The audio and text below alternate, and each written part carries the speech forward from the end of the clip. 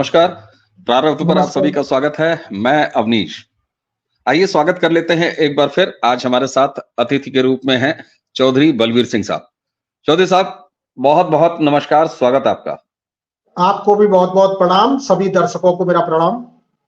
जी दर्शकों, किसान आंदोलन, चौधरी साहब से हमने प्रारब्ध के इसी मंच पर बातचीत किया था। आप सभी ने उस चर्चा को बहुत ज्यादा स्नेह दिया है। उस चर्चा का लिंक भी इसी चर्चा के वीडियो के डिस्क्रिप्शन में आपको मिल जाएगा, उसे भी जरूर देखिएगा।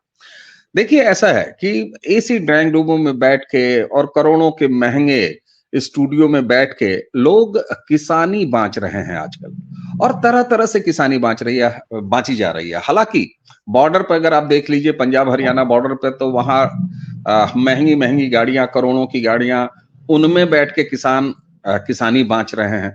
लेकिन इस सब के बीच में कहीं ना कहीं निश्चित रूप से देश का अधिसंख्य किसान छूट रहा है, उस पूरे सरोकारी चर्चा में छूट रहा है। जब किसान का नाम आता है तो एक सम्मान हम सब भारतीयों के मन में आ जाता है। किसान किसी मंगल ग्रह से नहीं आते। दर्शकों, ये भी आपको पता है, अगर हम कहीं बैठ के कोई नौकरी कर रहे हैं तो जब अपने गांव जाते हैं तो हम भी किसान होते हैं। तो इस देश में किसान आइडेंटिटी कोई अलग आइडेंटिटी नहीं है। लेकिन पंजाब से शुरू हुए लगातार ये दूसरा फेज जो चल रहा है, जो कि हमने कुछ साल पहले भी देखा था जब सालों बैठे रहे थे, तो एक किसान शब्द की नई परिभाषा गढ़ी जा रही है और शायद देश में ये थोपे जाने का प्रयास किया जा रहा है कि साहब, एक खास इलाके के लोग ही किसान हैं और बाकी किसान नहीं है। इन्हीं सवालों को लेके हम चौधरी बलवीर सिंह साहब के पास चलेंगे। आप भारतीय किसान यूनियन के नेता हैं और भारतीय किसान यूनियन अजित गुट के अध्यक्ष हैं। जमीनी काम है, लगातार घूमते रहते हैं, तो असल किसानों की बात जमीन से चौधरी साहब ही बता सकते हैं। चौधरी साहब, मैंने जो एक बात कही कि किसान शब्द की एक नई परिभाषा इस देश में गढ़ी जा रही है, क्या किसान वही है जो मर्सिडीज गाड़ियों में, जो ट्रालियों में 6 महीने का राशन लेके जो मोदी को मार देने की बात करेगा, हत्या की बात करेगा, किसी अबोध आदमी को जो काट के लटका देगा सिंगू बॉर्डर पे, वही किसान है? या इस देश के और भी किसान हैं? क्या भारत के कुछ ही राज्यों में किसान रहते हैं, या किसानी इस देश में और भी जगह है? क्योंकि हम सबने पढ़ा है कि भारत एक कृषि प्रधान देश है, तो वो कृषि की प्रधानता क्या केवल पंजाब और कुछ खास इलाके में ही सिमटी है? कैसे देख रहे हैं आप इसको? नहीं, मैं शर्मा जी एक बात बता दूं कि मेरा जो असली किसान तो भोला भाला, वो तो बेचारा अपने ट्रैक्टर में खेती के लिए डीजल उपलब्ध नहीं हो पाता है उसके पास में, वो तो बड़ी बड़ी गाड़ियों में कहां से घूमेगा। ये तो कुछ लोग हैं जिनको बाहर से फंडिंग हो रही है, जो देश को कमजोर करने के लिए ये किसानों के भेष में कुछ घुसपैठी ऐसे घुस गए जो किसानों को बदनाम कर रहे हैं, किसान के नाम पर धब्बा है, और इन्हें केवल यहां पर अराजकता फैलाने के लिए ही इनको यहां पर लाया गया है। मेरा किसान तो आज भी अपने खेत में लगा हुआ है। मैं जब ब्रिज प्रांत की बात करता हूं, जहां मैं बैठा हूं, यहाँ आलू की खुदाई शुरू हो चुकी है, सरसों की कटाई हो रही है, गेहूं की फसल पकेगी, इससे निपटेगा जब गेहूं की फसल आ जाएगी। उसके पास कहाँ इतनी फुर्सत। उस बेचारे को 2 टाइम का खाना यदि सब्जी से मिल जाए तो वो बहुत बड़ी अपनी उपलब्धि मानता है। उसके पास बड़ी बड़ी न गाड़ियां हैं, न एसी घर हैं, न एसी में चलने की उसकी औकात है। ये जो वहां पर जितना भी चल रहा है, ये तो कुछ लोग, जो चंद लोग हैं, जो किसानों के नाम पर किसानों को ठग रहे हैं, किसान बन के वहां आ रहे हैं, बड़े बड़े व्यापारी हैं, बड़े बड़े राजनेताओं से उनके संबंध हैं। मेरा किसान तो अपने ब्लॉक प्रमुख को नहीं जानता, यहाँ के उससे जब मिलने जाता है अपने किसी सांसद से, तो उससे वो मिलने तक का उसे मौका नहीं मिलता है। ये जो कुछ भी चल रहा है देश में सोची समझी चाल के तहत चल रहा है। कल मैं देख रहा था कि बॉर्डर पर बड़ी बड़ी जेसीबी मशीनें वहां किसान लेके आ रहे हैं। किसान के पास तो जेसीबी होती नहीं है कि इतनी बड़ी पोकलैंड लेके वो आ रहे हैं वहां। कल को यदि इन्हें विदेशी यदि मुहैया करा देते तो टैंक लेके भी आएंगे। किसान के पास कहाँ होता है? किसान के पास न तो समय होता है, न किसान के पास ये संसाधन होते हैं। इसी से आप पता लगा सकते हैं कि ये तो युद्ध की तैयारी से आए हैं। यहां पर इनको किसानी से, किसान की समस्या से, खलिहान से, खेत से इनका कोई सरोकार नहीं है, कोई लेना देना नहीं है। इनका तो केवल ये 2024 का चुनाव जो आ रहा है, आज ये किसान अपनी समस्या रखता है तो अपने जनप्रतिनिधि के सामने रखता है। हमारे यहाँ जगह यदि किसान को आंदोलन करना है तो जो हमारे एमएलए एमपी जो बैठे, चुने हुए प्रतिनिधि बैठे, हम उनको घेरें, उनसे हम अपनी वार्ता करें, उनकी अपनी समस्या उनके सामने रखें। वो दिल्ली रखेंगे या लखनऊ रखेंगे या राज्य में कहां जाके रखेंगे, उनका काम होता है। हम डीएम के सामने रखें। ये सब जो चल रहा है, वहां पर कोई भी अपराध करेगा और अपराध करने के बाद होता है उसके केस वापस ले लिए जाएं। क्या किसी आदमी के हाथ काट के उसे ऊपर लटका दिया जाए, फिर उसका केस वापस करने के लिए क्या हम किसान नेता संघर्ष करने के लिए तैयार हैं? मेरा भी लाखों किसान, जिस यूनियन को मैं चलाता हूं, भारतीय किसान यूनियन अजय का मैं राष्ट्रीय अध्यक्ष हूं, मेरे साथ भी लाखों किसान जुड़ा हुआ है, लेकिन मैं अपने किसी भी किसान से ये नहीं सुनता कि हम वहां बॉर्डर पर जाके अराजकता करें या हम किसी तरह से देश को कमजोर करें। इसी से अंदाजा लगाया जा सकता है कि जिन लोगों ने ठेका ले रखा है कि हम वहां किसान की, खलिहान की, खेत की कोई बात नहीं हो रही है। वहां यदि बात हो रही है तो सिर्फ इस बात की हो रही है कि हम किस तरीके से इस सरकार से उनको चिढ़े। उनका तो सीधा सा मतलब है कि हमें किसान की बात हो या ना हो, किसान की समस्या हल हो या ना हो, लेकिन हमें देश में अराजकता फैला देनी है। जो खालिस्तान के, यदि ये खालिस्तानी नहीं है, ये खालिस्तान से इनको कोई फंडिंग नहीं आ रही है या कोई इनसे कोई मतलब नहीं है, तो ये उनके खालिस्तानी नेताओं के झंडे लगा के कैसे आ रहे हैं? जब ये इनको इजाजत दे दी गई थी और जब ये वहां चले गए थे लाल किले पे, इन्होंने देश के झंडे को उतार के पैरों से रौंदा था। क्या ये देश के हितैषी हैं? ये किसान हितैषी हैं? इनको तो मौका नहीं मिल रहा है, वरना ये देश में और भी कुछ कर सकते हैं। अब मेरा किसान, कुछ लोग तर्क देते हैं मेरे किसान नेता कि साहब किसान के पास तो ट्रैक्टर है, उसी से तो जाएगा। भाई कितनी जगह ट्रैक्टरों से जाता है मेरा किसान? अपने खेत के लिए ट्रैक्टर होता है, ना कि हमें सड़कों पर उतरने के लिए या देश को घेरने के लिए या राजधानी को घेरने के लिए हमारा ट्रैक्टर नहीं होता है। ये तो हमारे काम का साधन है। क्या हम अपने बच्चे को पढ़ने के लिए ट्रैक्टर लेके भेजते हैं कि तू कॉलेज चला जा ट्रैक्टर लेके? तो ये जो सारी चीजें जो तर्क दे रहे हैं, या किसी तरीके से बात यही है कि भोले भाले किसानों को यह दिखाया जा रहा है कि यदि हमने तुम्हारी लड़ाई नहीं लड़ी तो तुम्हें कुचल दिया जाएगा, मार दिया जाएगा। ऐसा कुछ नहीं है। जैसा देश चला आ रहा है, पहले से भी चला आ रहा है। हमें जो समस्याएं होती है, जेन्युइन समस्याएं, मैं भारतीय किसान यूनियन का अध्यक्ष होने के नाते आज भी अपने किसानों की जो जेन्युइन समस्याएं, जो उनकी मूलभूत समस्याएं, उनको मैं आज भी उठा रहा हूं। मैं डीएम के पास भी फोन करता हूं, एसएसपी को भी करता हूं, थाने में करता हूं, तहसील में करता हूं। समस्याएं वहां समाधान होंगी, दिल्ली में बैठ के नहीं होंगी। ये तो इन्होंने एक ठेका ले रखा है। मेरे पास भी यदि फंडिंग आ जाए और मुझे लालच आ जाए कि मेरे पास करोड़ों का धन आ रहा है, मैं अभी 10,000 आदमी लेके बॉर्डर पर भेज दूंगा। लेकिन मैं नहीं चाहता कि मेरे देश में, क्योंकि जो नुकसान होगा, जो सरकारी संपत्ति का नुकसान होगा, मेहमानों का नुकसान होगा। मैं पहले भी आपसे कह चुका हूं कि मैं इस तरीके का इंसान नहीं हूं जो अपने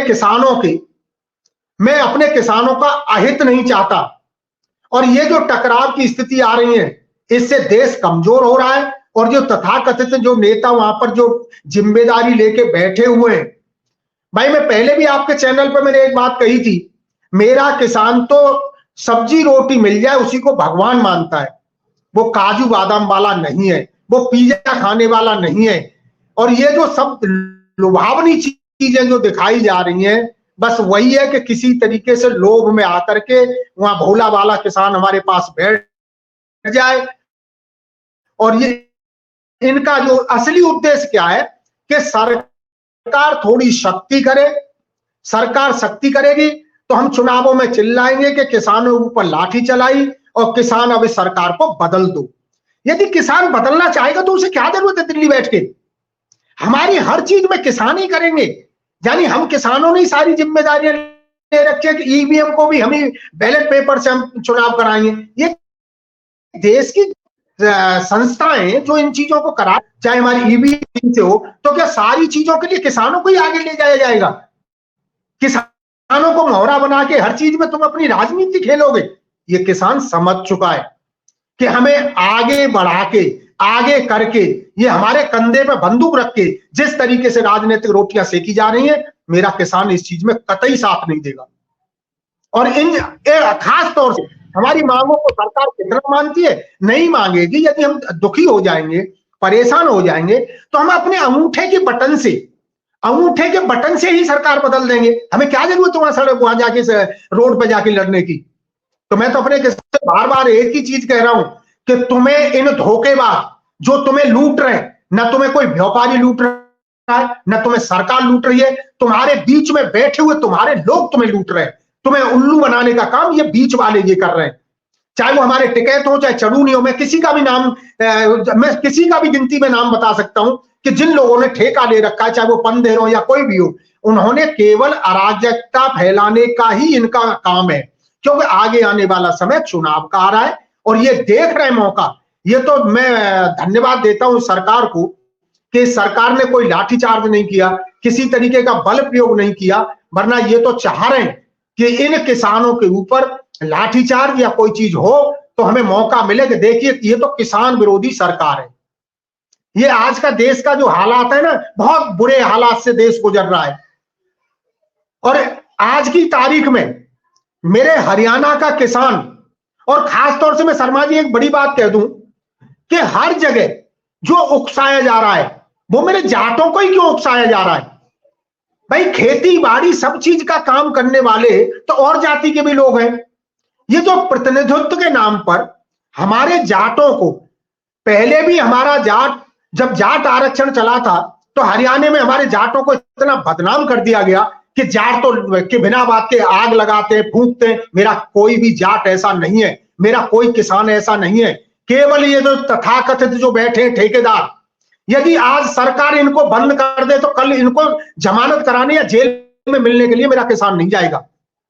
पता नहीं सरकार इन्हें भोले वाले जो कुछ उसमें भी, क्योंकि ये बरगला के भोले वाले किसानों को भी अपने साथ ले आए, जो 7 लोगों ने उनको आगे कर रखा है। और सरकार उन भोले वाले किसानों के चेहरे को देखते हुए ही सख्ती नहीं कर पा रही है।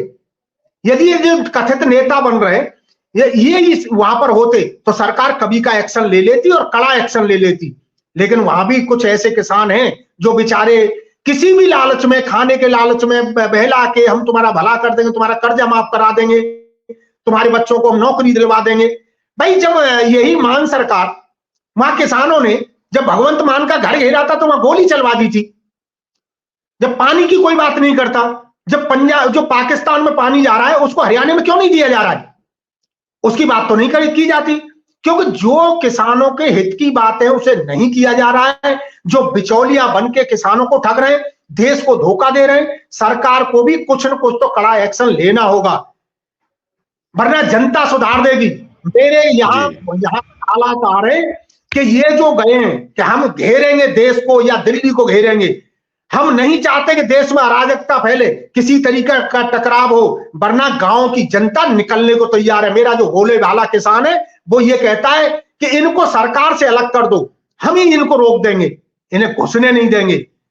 तो ये हालात जो बने हुए हैं ये देश के लिए खतरनाक है। और मैं तो आपके प्लेटफॉर्म से एक बात कहना चाहूंगा कि जिस धैर्य के साथ मेरा किसान अभी भी अपने घर में बैठा है, भोला वाला किसान अपने काम में लग रहा है, वो कतई ना निकले, उस सड़क पर ना जाए जहां पर उसे अराजकता के नाम पर उन्हें आगे आने वाले कष्टों को झेलना पड़े। मैं अपने किसानों से यही अपील करता हूं कि जिस तरीके से तुम धैर्य बना के अपने घरों में बैठे हुए ऐसे ही बैठे रहो। ये 1-2 दिन में ये अपने आप ही यहां से चलते बनेंगे। क्योंकि अब तो ये बहाना देख रहे हैं कि किसी तरीके से सरकार कहीं भी कुछ भी एक राहत की बात कर दे, झूठे का आश्वासन दे दे, तो ये कहते हैं हमने तुम्हारी लड़ाई लड़ी थी और हमने तुम्हारा काम करा दिया। तो ये सारी चीजें चल रही हैं। जी बिल्कुल चौधरी साहब, और ये साफ तौर पर दिखाई भी दे रहा है, इसको देश समझ भी रहा है। और बहुत बेहतर बात आपने ये कही कि इसको जो देश का अधिसंख्य किसान है वो भी समझ रहा है। अच्छा, जब मैं बात करता हूं, मैंने शुरू में ही कहा चौधरी साहब कि क्या ये कुछ खास इलाके के लोग ही किसान, अरे किसान तो मैं भी हूं, किसान वही तो मेरे पास भी है। और चौधरी साहब आपसे बेहतर कौन जानता है कि 2 एकड़ कि अपर लिमिट है 2 एकड़ तक की किसानी करने वाला या जमीन रखने वाला किसान हमारा वो मालगुजारी तक नहीं देता है, उसके पास मालगुजारी से वो फ्री है। और हाँ 2 एकड़ तो ये अधिकतम सीमा है सर, और 2 एकड़ जी से लेके और नीचे 1 किले से लेके और 1 बीघे से लेके और उसके बीच में कितने सारे किसान होंगे। और रही उपज की बात, तो ये कहते हैं साहब हम पूरे देश को खिलाते हैं। मैं पंजाब के किसानों की, सो कॉल्ड किसानों की बात कर रहा हूं, हम पूरे देश को जी खिलाते हैं, हम पूरे देश को खिलाते हैं। अरे साहब, जी आप पूरे देश के कृषि उत्पादन में अपना हिस्सा देख लीजिए, 20% के आसपास टहल रहे हैं आप। 80% कौन उगाता है? 80% इस देश का जी वो सीमांत किसान उगाता है, जो 2 एकड़ के लगभग है। जो किसान सम्मान निधि पाकर धन्य है, उसका काम उससे होता है, उसके खेत उससे चल रहे हैं, ये तमाम चीजें हो रही हैं। ऐसे में ये तो वो किसान है सर जो अब ठेके पर अपनी जमीनें देते हैं, ठेके पर अपनी किसानी कराते हैं और बड़े बड़े क्रॉप कराते हैं। ऐसे में कहीं एक मंडी माफिया और इस सो कॉल्ड किसानों का गठजोड़ आप देख रहे हैं इसमें। जी जी ये जो मंडी माफिया है यहां पर जो आए हुए हैं वो वही लोग हैं। यहाँ आम किसान तो कोई है ही नहीं। 1 एकड़ वाला 2 एकड़ वाला किसान यहाँ कोई नहीं है इनके पास में। इन्होंने तो जो असली तो शोषण करने वाले यही है किसानों का। ये वहां गांव में भी शोषण कर रहे हैं, मंडियों में भी शोषण कर रहे हैं। ये जो आए हुए इनकी यदि जांच की जाए तो हर आदमी का कहीं ना कहीं किसी की बड़ी आड़त है, कहीं ना कहीं इनका स्टोर है जो फसल को खरीद खरीद के ये भरते हैं। ये सब चीज में शामिल मिलेंगे। यही लोग उनसे प्रॉपर्टी डीलरों से ये मिले हुए हैं। यदि किसानों की जमीनों का सौदा करते हैं तो यही लोग करते हैं। ये सारी चीजें मेरा किसान समझ रहा है इन चीजों को कि हमारा कोई भला होने वाला नहीं है, ये तो अपना भला करने के लिए यहां पर आए हुए हैं। इन्होंने कोई एक को भी बता दे कोई किसान खेती के बारे में या खेती की कैसे होती है इनसे पूछा जाए तो ये कुछ नहीं जानते हैं। ये तो यहाँ पर किसानों के नाम पर किसानों को घेर के बस एक चारा डाला जाता है कि चारा डाल दो, किसान तो भोला भाला है, हमारे खाने के पीछे ड्राई फ्रूट्स के पीछे यहाँ इकट्ठा हो जाएगा और हम सरकार को झुकाने का काम करेंगे। सरकार हमसे वार्ता करेगी। सरकार इन्हीं से क्यों वार्ता करेगी? सरकार यदि वार्ता करेगी तो आम आदमी से बात करेगी। यदि कहीं आम आदमी बैठा हो, और मैं खुद चाहता हूं जो सरकार के साथ खेत खलिहान और किसान की बात करे, सरकार को भी उसी से वार्ता करनी चाहिए। इन गिने चुने नेताओं को क्यों बुलाती है सरकार? मैं सरकार की भी गलती मानता हूं। सरकार कहती है कि तुम अब ये नेता यहां आ जाओ, क्यों बुलाते हो उनको? उनमें से आम आदमियों को बुलाया जाए, आम किसानों को बुलाया जाए, वो देखते हैं कितनी अपनी समस्या रखता है, कितनी अपनी बात बताता है और उसी का समाधान किया जाए। सरकार भी कहती है अपने जनप्रतिनिधि भेज दो या अपना प्रतिनिधि मंडल भेज दो। यही लोग वहां पर सरकार से वार्ता करने जाते हैं। जब सरकार से वार्ता करने जाते हैं, क्योंकि अब ये सरकार सूटकेस नहीं दे रही है। पहली सरकारें इनको सूटकेस देती चली आई हैं, इनकी मांगें मानती चली आई हैं, इनके घर बढ़ते चले गए। आज मैंने पहले भी एक बार कहा था, जो 8-8 किसान के बीघा के किसान नेता थे, जो 8 बीघा या 10 बीघा उन पे खेत था, 2 एकड़ के थे, आज वो 2-2 हजार करोड़ के 2-2 हजार करोड़ की संपत्ति के मालिक कैसे बन गए? यदि इतने ही तुम किसान हितैषी हो तो तुम किसानों को क्यों नहीं बताते कि भाई हमें तो सरकार ने कुछ नहीं किया, लेकिन हम 2,000 करोड़ के संपत्ति के मालिक बन गए। आप भी उसी पैटर्न पर चले जाओ, क्योंकि हर आदमी यहां किसान को लूटने के लिए लगा हुआ है। किसान को एक भेड़ समझ रखा है कि जहां भी जाएगी उसकी ऊन उधेड़ी जाएगी। भोले भाले किसानों के नाम पर सिर्फ ब्लैकमेलिंग। भाई हर चीज में हम सरकार बदल देंगे, हम ये कर देंगे, ये काम तो किसान करेगा, मजदूर करेगा, जो हर वोटर करेगा।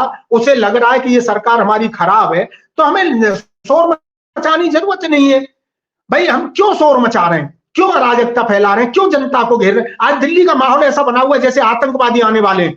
मुझे बड़ा दुख होता है जब मैं दिल्ली गया अभी और वहां मैंने देखा कि पुलिस वाले और आम जनता, सब्जी वाला, ठेली वाला, जब मैं उनसे बात करता हूं तो वो कहता है किसान आने वाले हैं। यानी ऐसा भय का माहौल बना दिया है कि किसान आने वाले हैं। सब जाने इस दिल्ली का क्या होगा, यानी देश का क्या होगा। तो क्या किसान आतंकवादी नहीं है? आतंकवादी तो ये है जो चंद लोग वहां पर पहुंचे हुए हैं, जो बड़ी बड़ी मशीनें, बड़े बड़े हथियार, ये कोई देर नहीं है। ये तो वो टकराव चाहते हैं कि इनको कल को, आज तो ये ले आए उसको बॉर्डर पे जो अवरोध जो उत्पन्न किए गए सरकार ने या पुलिस ने, जो इनको रोकने के लिए अवरोध जो तैयार किए, उन्हें तोड़ने के लिए बड़ी बड़ी पोकलैंड लाई गई हैं। तो क्या कल को ये AK-47 लेके आएंगे कि हमारे जो जवान हमें रोकेंगे हम उनको मार देंगे? ये आंदोलन नहीं होता है। आंदोलन के नाम पर केवल देश में एक अफरा तफरी का माहौल पैदा करना चाहते हैं। और इसमें आम जनता तो ये और देख रही है कि ये जो बड़े बड़े किसान नेता के रूप में जो बिचौलिए, मंडी इनकी है, दलाल ये हैं, देश को लूट ये रहे हैं, संपत्ति इनके पास बढ़ती जा रही है। आम किसान तो ये देख रहा है कि ऐसा कौन सा दिन होगा जो सरकार इनको जेल में डालेगी। इंतजार कर रही है। मेरे आम जनता के मन में ये है कि इनको कब जेल में डाला जाए। जी चौधरी साहब, आपने एक बड़ी महत्वपूर्ण बात की कि आपका आम किसान, हमारा आम किसान, मैं अपने यहाँ भी ये महसूस कर रहा हूँ। मैं जब भी गांव जाता हूँ, मैं अपने घर का मुखिया हूँ सर, सौभाग्य कहिए या दुर्भाग्य कहिए, तो मुझे महीने में 1 से 2 बार अपने नेटिव गांव भी जाना पड़ता है। और वहां भी यही सेंटिमेंट है, क्या पश्चिमी उत्तर प्रदेश हो, क्या पूर्वी उत्तर प्रदेश हो, क्या बिहार हो, क्या राजस्थान हो, क्या बंगाल हो, क्या साउथ के किसान हो, सब जगह ये चीज समझ में आ रही है और इस चीज को किसान समझ भी रहा है। और आपने 2 बड़ी महत्वपूर्ण बात कही। आपने कहा कि अगर हमारी कोई समस्या है तो समस्या को सुलझाने वाले अधिकारी या जनप्रतिनिधि से हम मिलेंगे विधायक से, हम मिलेंगे सांसद से, हम मिलेंगे DM से, हम मिलेंगे कमिश्नर से, हम मिलेंगे कृषि उत्पादन आयुक्त से। ये हमारा काम है। हमारा काम जाके दिल्ली में संसद भवन के सामने झंडे लहराना, ये तो राजनीतिक आंदोलन है, ये साफ तौर पर दिखाई देता है। अब आपने जो एक बात कही कि एक्चुअल किसान ये चाहता है कि ये दलाल, ये मंडी माफिया के एजेंट ये कब गिरफ्तार हो। सर, कई बार ऐसा होता है कि समाज जब यह देखता है कि यह व्यक्ति दुष्ट है और जब उसको लाठियां पड़ती हैं तो समाज प्रसन्न होता है अंदर से, वो भले रिएक्ट करे ना करे। हम और आप यहां बैठ के उस भावना की बात कर रहे हैं। तो अभी तक इनको, जो आपने ये भी कहा कि अब ये भागने का रास्ता देख रहे हैं, अब ये चाह रहे हैं कि कोई भी एक झूठा सा दिलासा मिल जाए और हम निकल जाएं। तो ये तो साफ तौर पर लग रहा है कि जिस राजनीतिक आंदोलन के लिए इनको खड़ा किया गया था, और अच्छी बात ये रही कि हरियाणा पुलिस ने, हरियाणा सरकार ने इनको पंजाब और हरियाणा के बॉर्डर पर रोक दिया। इनका एक दर्द यह भी है कि अब ये अपने ही पंजाब में घिरे हुए हैं और भगवंत मान और आम आदमी पार्टी की जो सरकार है वो जो थोड़ा बहुत दाएं बाएं कर रही है, जो अजीब सी शराफत दिखा रही है, वो शायद यही वजह है। क्योंकि पहले तो ये हाँक देते थे कि यहां से निकल जाओ, पूरा हरियाणा पार कर लो, हरियाणा और दिल्ली के बॉर्डर पर जाके जम जाओ। इनका ये उद्देश्य होता था। तो ऐसे में जो खट्टर सरकार हो चाहे अब केंद्र की सरकार हो, स्पष्ट तौर पर इस बात के लिए कमिटेड दिखाई दे रही है चौधरी साहब कि कुछ भी हो तुम्हें गुंडई नहीं करने देंगे। जी। तो क्या ये मानते हैं आप कि जो आम किसान है, आम देशवासी है, आम समाज है, उसने ये पहचान कर ली है कि ये एंटी सोशल एलिमेंट हैं, ये देश के खिलाफ हैं, ये किसानों के नेता नहीं बल्कि मंडी माफियाओं के दलाल हैं और इनकी सेवा इसी तरह कड़ाई से होनी चाहिए? क्या ये जन भावना है, जन अपेक्षा है? नहीं, ये जो अच्छा इनकी एक जिद करते हैं कि हमें दिल्ली जाना है। भाई दिल्ली तो जो मेन पॉइंट है, संसद है, इनका उद्देश्य दिल्ली में बैठने का नहीं है। भाई मेरे घर का यदि फाटक भी मैं घर पे आ गया तो वो तो फाटक घर में ही गिना जाता है। आप दिल्ली तो 80 किलोमीटर पहले ही शुरुआत हो जाती है। आप 80 किलोमीटर यदि दिल्ली में ही बैठना है, दिल्ली की जगह में ही बैठना है तो 80 किलोमीटर पहले बैठ जाओ ना। भाई जहां पर आम जनता को परेशानी करने के लिए जा रहे हैं, और इनका तो काम वैसे हो चुका है। जो यहां तथाकथित जो ठेकेदार दलाल जो आए, इनका तो विपक्ष की यानी जो भाजपा के खिलाफ चुनाव लड़ेंगे, चाहे वो आप हो, चाहे वो कांग्रेस हो या कोई अन्य दल हो, ये तो अपने वहां पर दलाली पक्की कर चुके हैं कि हमने आंदोलन वहां छेड़ दिया जनता में, अब हम तुम्हारे साथ में इस सरकार को बदलवा देंगे और हमारा जो किसान है वो तुम्हारे साथ वोट करेगा। इन्होंने तो जो काम करना था वो अपना कर चुके हैं। अब तो ये सिर्फ यहां से ये भागने का मौका देख रहे हैं कि थोड़ा सा आश्वासन सरकार हमें कुछ दे दे और हम यहां से चले जाएं, ताकि हम दूसरे जिनको ब्लैकमेल करना है, ये भाजपा ब्लैकमेल नहीं हो रही, विपक्षी दल तो इन्होंने ब्लैकमेल कर लिए, इनकी तो रोटियां सिक गई। ये अपना आगे आने वाले समय के लिए अपना इंतजाम कर, किसानों को आगे करके में सरकार बदलेगी, तुम ही प्रधानमंत्री होगे, तुम ही इस देश को संभालोगे। तो इन्होंने तो ये कर दिया, वरना एक जिद करना कि हम दिल्ली में ही जाएंगे। अभी मैं देख रहा था 16 तारीख को टिकैत ने घोषणा की थी कि हम भारत बंद रखेंगे। भाई भारत बंद के नाम पर एक कुत्ता भी नहीं रुका उससे, क्योंकि जो दल बल जो था वो जयंत चौधरी के साथ, इसके जो समर्थक, जो जयंत चौधरी के समर्थक थे, वही वहां पर पश्चिमी उत्तर प्रदेश में इसकी ताकत इसकी टिकैत की ताकत, चौधरी अजीत सिंह का जो दल है राष्ट्रीय लोक दल, उसके कार्यकर्ता, उसके किसान और उसी के हमारे जो जाट नेता, वही इसकी ताकत हुआ करते थे। अब वो वहां पर समझ चुके हैं कि हम नुकसान किसका करेंगे, क्योंकि अब वहां पर उनके भारतीय जनता पार्टी के साथ बैठने से या तालमेल होने से मेरा किसान वहां आ नहीं रहा है, जाट वहां आ नहीं रहा है, छटपटा तो यही हो रही है। भाई तुम हर चीज में बयान देते हो, टिकैत बंधु बयान दे रहे, जयंत चौधरी का बहुत बड़ा नुकसान होगा। भाई 10 साल से जयंत चौधरी का आपने क्या फायदा करा दिया था?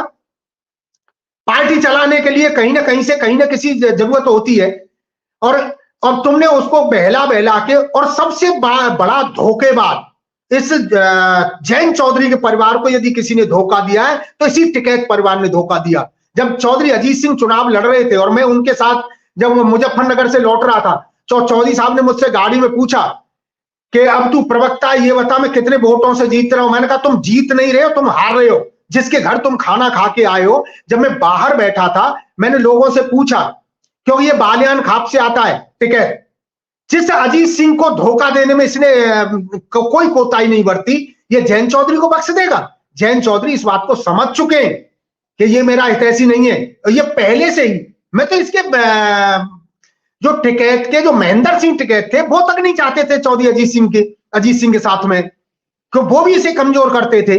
तो कुल मिला के बात यहां आ रही है कि जो किसानों की ठेकेदारी लेके बैठे हुए, जिस दिन इनकी कमर तोड़ी जाएगी, जिस दिन ये जेल में डाल दिए जाएंगे, देखना गांव के किसान का माहौल, गांव का किसान दीपक जलाएगा और बड़ी खुशी मनाएगा।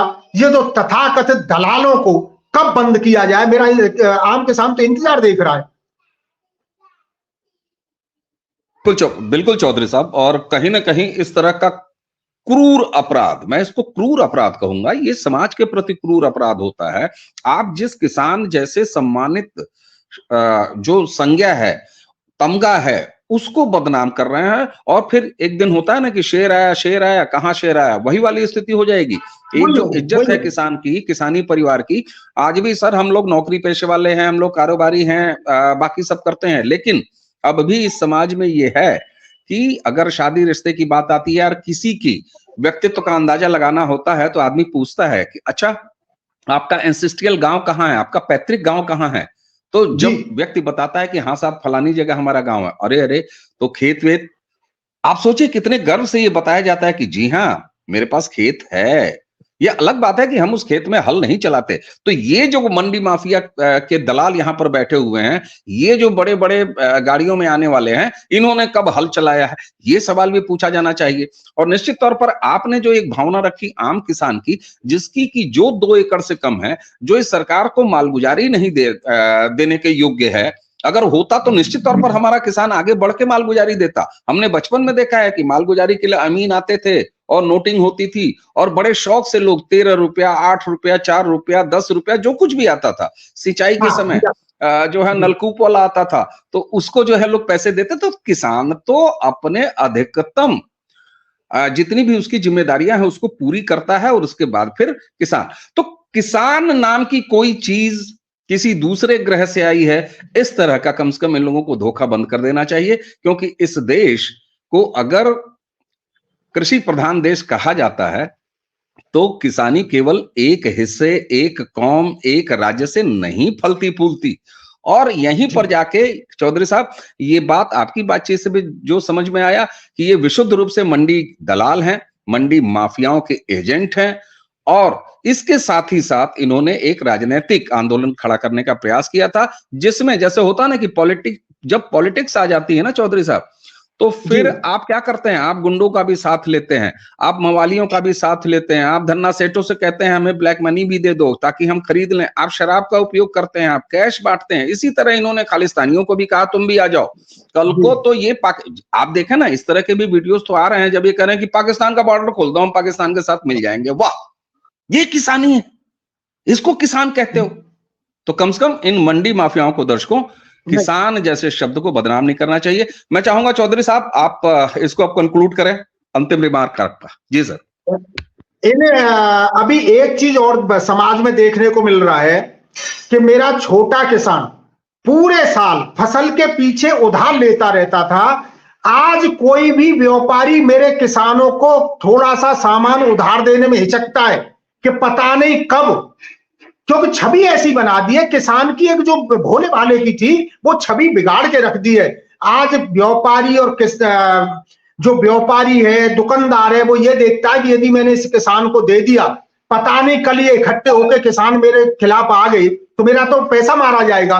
इतने तक इन्होंने आप परेशानियां खड़ी कर दी हैं। मेरा किसान किन किन परिस्थितियों से जूझ रहा है। मैं इस गांव में रहता हूं, शहर में भी जाता हूं, गांव के बीच किसानों के बीच में बैठ के उनके खेत खलिहान में उनकी परेशानियां जानता हूं, क्योंकि मैं खुद खेती करता हूं। मुझे पता है कि उसे किस तरीके से अपना भाईचारा बना के अपने काम निकालता है। पूरे साल फसल से पैदा नहीं आती है, पूरे साल उसे किसी न किसी के ऊपर भरोसे के ऊपर ही वो अपना सारे काम चलाता है। और इन्होंने तथाकथित गुंडे टाइप के जिन किसान नेताओं ने ये हालत कर दी है कि व्यापारी उसे पैसा देने में हिचकता है कि पता नहीं मैंने किसान को पैसा दे दिया और ये आंदोलन कर बैठे तो मेरा तो पैसा मारा जाएगा। ये किसान बहुत बड़ी मुसीबत में फंसता जा रहा है। सरकारें आएंगी जाएंगी, किसानों की समस्याएं झोंकी क्यों रहेंगी? आज एक समस्या है, कल दूसरी समस्या आएगी, कल तीसरी समस्या आएगी। मैं किसानों की जेन्युइन लड़ाई लड़ने को तैयार हूं, लेकिन देश को कमजोर करने के लिए या अपने किसान के भविष्य को बर्बाद करने के लिए मैं सड़क पर उतरने के लिए तैयार नहीं हूं। क्योंकि मेरा काम आवाज उठाना है, इसको ना कमजोर करना है, ना अपने किसान को किसी मुसीबत में डालना है। आगे आने वाले समय में पता नहीं ये क्या क्या षड्यंत्र रचेंगे, और ये उसी समय पर षड्यंत्र रचते हैं जब चुनाव आते हैं। उससे पहले ये कुछ नहीं करते हैं, क्योंकि मैंने पहले भी आपसे बताया है कि ये तो अपना रोजी रोटी तलाश करते हैं। भोले भाले किसानों के कंधे पर रख करके इन्होंने तो 2024 के चुनाव के लिए अपने पैकेज तैयार कर लिए, और आगे आने वाले जो चुनाव आ रहा है उसमें विपक्ष के सारे जितने भी दल हैं वो इन्हीं से जाके बात करेंगे। मैं तो अपने किसानों को गांव-गांव एक बात समझा रहा हूं कि कोई भी किसान नेता आके आपसे कहता है कि वो ठेकेदारी लेके आता है कि तुम्हें ये यहां पर तुम्हारा जहां मन करे, जहां तुम्हें लगे कि हमारा कौन हितैषी है, उसी को वोट देना इनके कहने पर। क्यों ये सारी जो जितनी भी लड़ाई चल रही है वो केवल वोट की और देश में सरकार बदलने की चल रही है। किसानों के नाम पर धोखा दिया जा रहा है, किसानों को ही छला जा रहा है और किसी को नहीं छला जा रहा है। तो मैं तो अपने किसानों को जगह जगह समझा रही हूं। मैं भी तुमसे यदि ये कहता हूं कि ये सरकार बना दो या बिगाड़ दो, मेरी बात मत मानो। तुम्हें अपने विवेक से काम लेना है। कोई भी तुम्हें बहकाने आ रहा है तो ये अपने आप खत्म हो जाएंगे। कुछ हमारे थोड़े दिन की बात है, जनता इन्हें ऐसे दुत्कारेगी कि ये नजर नहीं आएंगे। बिल्कुल साहब, बिल्कुल साहब। और जब साफ पहचान हो और समाज के दुश्मनों की साफ पहचान हो तो कम से कम खुद किसान ही खड़ा होगा और कहेगा कि हाथ जोड़ते हैं, और अगर मानो हाथ जोड़ने से तुम मान लो, वरना हम तुम्हें कायदे से ये समझा के समझने पर मजबूर कर देंगे कि हमको बदनाम मत करो, इस देश के किसान को बदनाम मत करो, इस देश की किसानी को बदनाम मत करो। तुम्हें राजनीतिक आंदोलन चलाना है तो किसी पार्टी का झंडा पकड़ो और सामने आओ। इस तरह से छद्म राजनीतिक आंदोलन चलाने से कम अब किसान के नाम पर यह देश ब्लैकमेल नहीं होगा।